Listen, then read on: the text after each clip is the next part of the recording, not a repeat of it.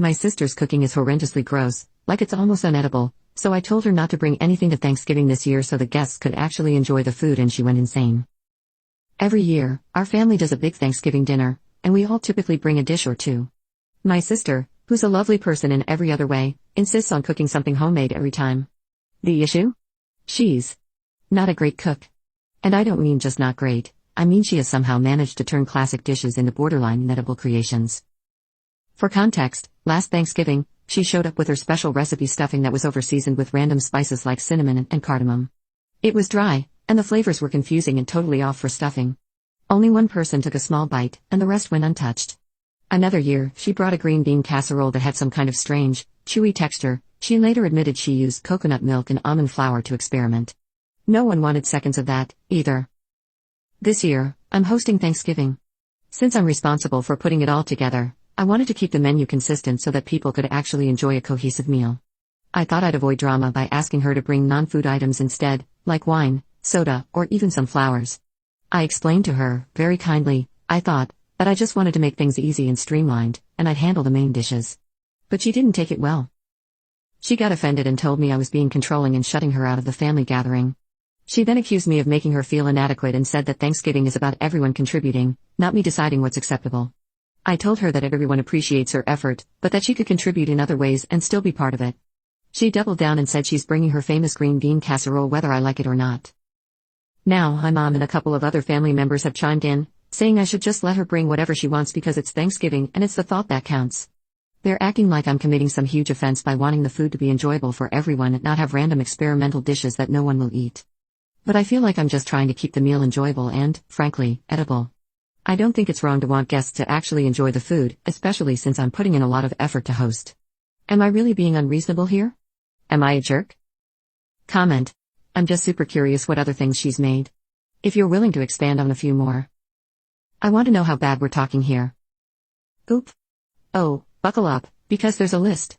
Here are some highlights from past family gatherings. Thanksgiving 2019, she made a spicy cranberry sauce that had whole chunks of jalapeno in it. She insisted it was elevating the flavor profile, but it ended up making people's mouths burn while eating turkey. We tried to pair it with other stuff on the plate, but it was a no-go. 2.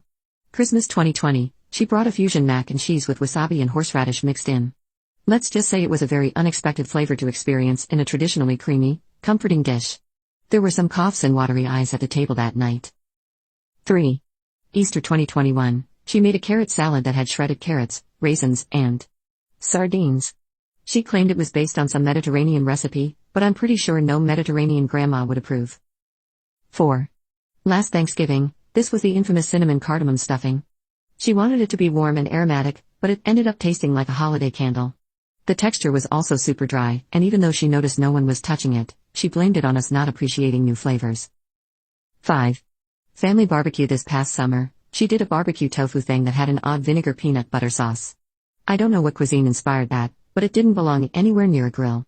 People tried to be polite, but most of it ended up going home with her. So, yeah. This isn't just me being picky.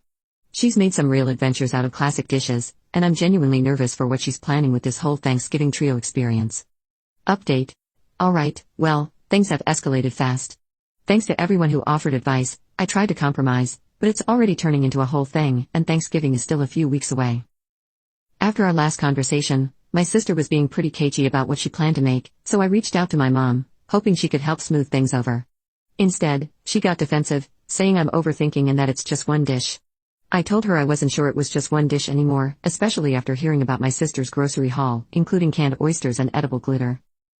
Then my mom let slip that my sister has been hard at work on some creative menu she's planning as her Thanksgiving surprise. Apparently, she's been telling the family group chat, which I wasn't included in, by the way, that I'm being controlling and that she wants to expand everyone's palate with something truly unique. To top it off, my cousin sent me a screenshot from the group chat where my sister said she's bringing not one but 3 dishes to Thanksgiving now. She's calling them her Thanksgiving trio experience, complete with their own place settings and little menu cards she's designing. I'm officially panicking because I have no idea what she's planning to serve, and from what I've heard, it's not remotely traditional. At this point, half the family thinks I'm overreacting, while the other half is texting me with things like, is she really bringing glittered sweet potatoes? I feel stuck. If I try to control it anymore, I'm the bad guy, but if I don't, Thanksgiving might turn into a tasting event for my sister's avant-garde cooking. So yeah, Thanksgiving is weeks away, and it's already become a family spectacle. I don't know whether to brace myself or just preemptively order pizza.